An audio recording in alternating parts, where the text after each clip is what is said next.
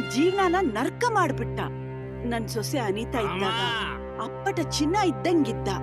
ಆಮೇಲೆ ಕುಡ್ಕೊಂಬರೋದು, ಡ್ರಗ್ಸ್ ತಗೊಳ್ಳೋದು ಶುರು ಮಾಡ್ದ. ಎಷ್ಟೋದಮ್ಮ ಬಾಗಲ್ ತೆಗೆಯೋದು? ವಿಶ್ವ, ಏನು ಕುಡ್ಕೊಂಡ್ ಬಂದಿದ್ಯೇನೋ? ಹೌದಮ್ಮ.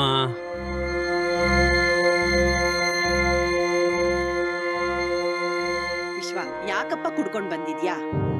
ನಂದುಟಮ್ಮ, ನಾ ಕುಡ್ಕೊಂಡ್ ಬಂದಿದ್ದೀನಿ.